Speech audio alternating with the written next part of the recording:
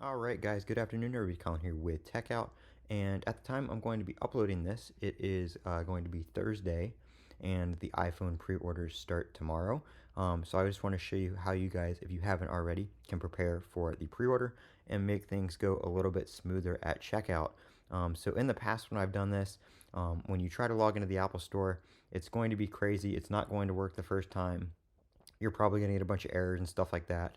But one thing you can do to help, and so you don't have to keep configuring your iPhone and accessories and all that kind of stuff, is you can actually save your configuration, payment method, and accessories for pre-order.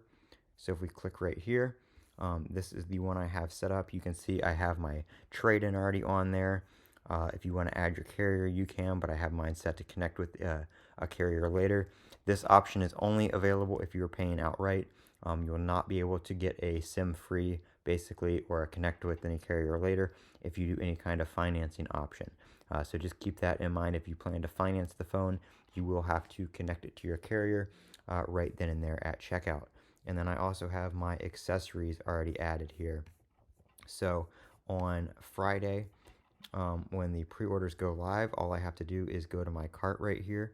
You can see I have one or more iPhones saved for pre-order. All I have to do is click right here, click here, and it will take me right to the checkout with everything already in the cart and my payment method already set, and I just run through the checkout. So how you set this up here is you're going to want to go over to the store and pick the iPhone you want, whether that be the iPhone 16, 16 Pro, 16 Pro Max, whatever it is.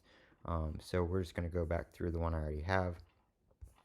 We're just going to choose the storage size, and say you have a trade-in, we'll go ahead and just add a trade-in here, assuming you do.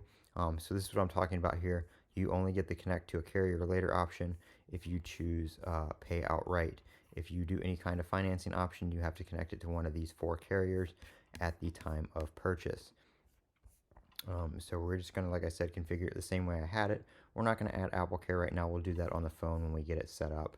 And then we can click get ready for pre-order right here. Now I'm not going to go through all these because if I click some of these, it's going to have my address and my card information already on here.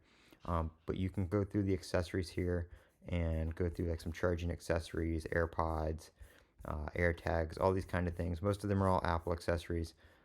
One interesting thing is they do have a case here made by Beats. So I guess Beats is making phone cases now. It is an Apple brand, but it was, basically the headphone and speaker, brand before.